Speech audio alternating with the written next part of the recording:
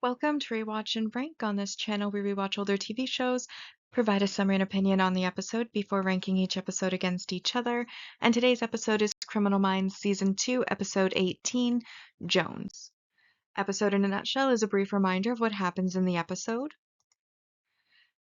So basically, in this episode, during Hurricane Katrina, we see an older gentleman who happens to have been a detective, and he's going through the case while on the phone with his son and has an epiphany, realizing that the murders are linked to a past case in, at a bar named Jones. But unfortunately, he ends up dying, and with his last bit of will, he manages to carve Jones onto the wall. Then we fast forward in time to after Katrina, when New Orleans is rebuilt, and the murders that the father was investigating have taken up again, and so his son, who is now a detective, has taken over the case, and he calls in the FBI, and he and JJ kind of flirt throughout the episode as they're going over the case together. He works mostly with her instead of the rest of the team. The rest of the team also start looking into the case. They realize that the killer is mimicking Jack the Ripper, and this helps them to kind of figure out a bit of a profile. They also come to determine that it is a woman who is committing the crimes based on the letters that she's leaving at each of the crime scenes. And basically, essentially, once they figure out it's a woman, they manage to narrow it down because the junior detective, or he's a detective, he is the junior to the older gentleman who died in the at the beginning of the episode. Anyways, point is, the main detective that they're following that's been flirting with JJ throughout the episode and will be her future husband, he manages to remember that the stamp that's on the victim's hands was a bar that 9 years ago was named Jones, and that his father and his partner at the time had done a case at that bar and ended up having a huge falling out afterwards. So they go and interview the partner, who reveals that the case that they were working on was a woman who called in because she was assaulted by two men, and because it was Mardi Gras and there was a party, nobody really heard her screaming. She had a bunch of beads, which I guess symbolized that she was loose. I don't really know how Mardi Gras works, but that's what they said. And so while Will Jr.'s father believed her and wanted to obviously work up the case, his partner did not believe her, and in fact knew one of the assailants and wanted to protect him because he had a bright future ahead of him. And so he basically just made it a disturbance, which ultimately led to no arrests or any sort of, legal action. And then when Will Sr. tried to put sanctions against his partner, the upper management basically sided with the partner instead, and now 9 years later, the victim that they didn't listen to has become a serial killer going around killing men that she believes brought it on themselves by hitting on her, I guess. And then they of course find her with her most recent victim, John, at the end, and they manage to arrest her before she can finish that murder. And of course, once they know she was the victim from then, they're able to get her name, look her up, follow her financial records to the hotel where she had the victim, hence finding him. And while all that's going on, again, JJ and Will Jr., they flirt the entire time. Throughout the episode, they go to a bar together, they flirt. She gives him her number when they're finished the case, and because this is a rewatch, we know that she eventually does end up married to him. And then we have Reed's subplot in this episode where he's still short with people, especially Emily, and he's struggling, and he happens to know that one of his old friends in New Orleans that he entered FBI training with, who dropped out after only one day, is obviously in New Orleans. So he goes to visit him.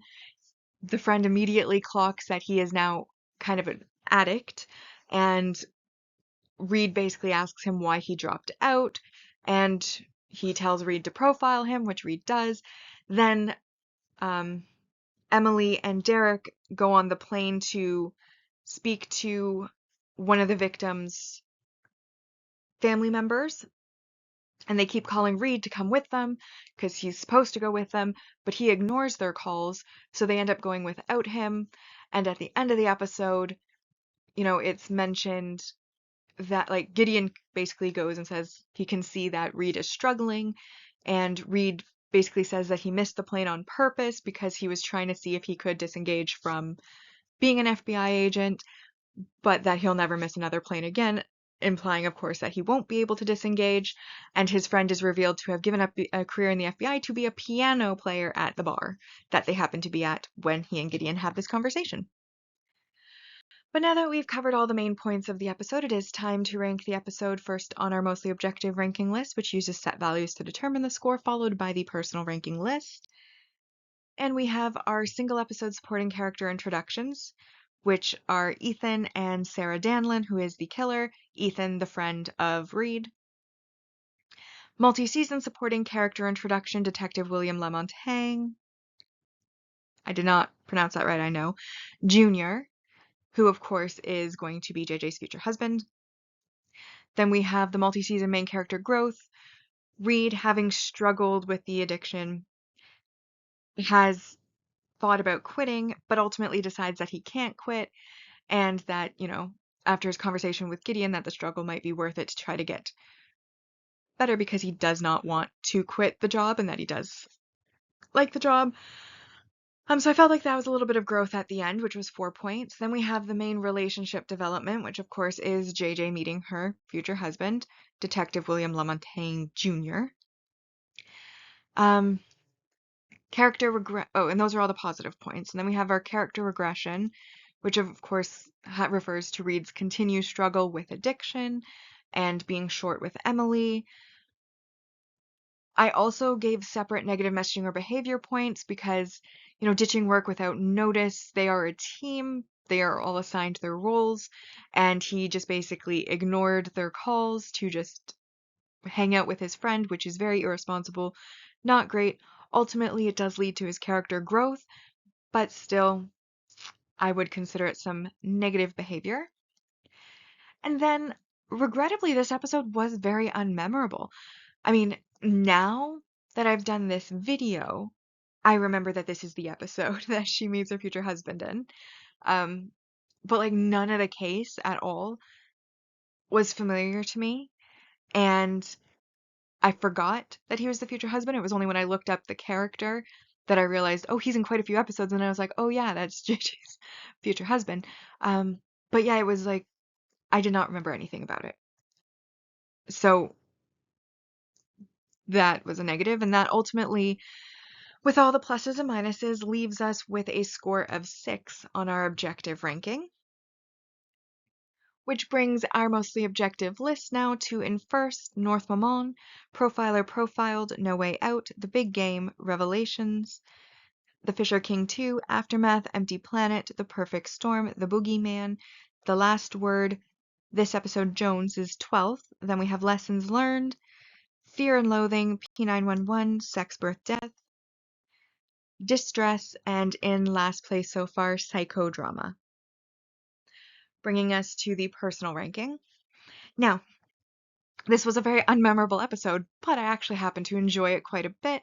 Obviously, we had learned more about Reed's past through introducing his friend Ethan, who they started training together, who quit on the first day, and because he quit, Reed goes to him kind of to find out why he quit, because he himself is playing with the idea of quitting, ultimately deciding that after missing the plane that he can't quit or doesn't want to quit after all. And we see that his friend is a piano player in a bar and is much happier for it because he didn't have what it took to be an FBI agent, and he recognized that right away. Obviously, I think I've overstated it at this point, but JJ meets her future husband, which is great. And so that's a positive point for the episode.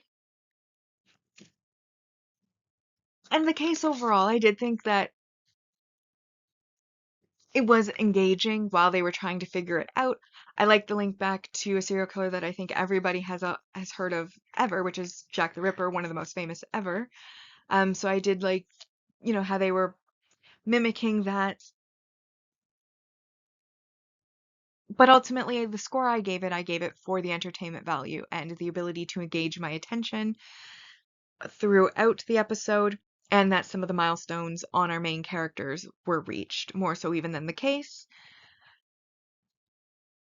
I decided to give it a 9 out of 10. And that brings our personal ranking list to first, Revelations. Profiler profiled North Mammon. This episode, 4th place, Jones, followed by The Big Game, Aftermath, The Boogeyman, Distress, Psychodrama, The Last Word, The Fisher King 2, No Way Out, Fear and Loathing, Sex, Birth, Death, Empty Planet, The Perfect Storm, Lessons Learned, and in last place is P911. And now we have our series ranking so far, mostly objective ranking. Has season 2 at 116 out of 230 so far, and my personal ranking is at 145 out of 230 so far. Season 1, of course, is first on both lists as the only completed season. So with that, we've now rewatched and ranked Criminal Minds Season 2, Episode 18, Jones. Like and subscribe if you'd like to, and I'll see you in the next episode.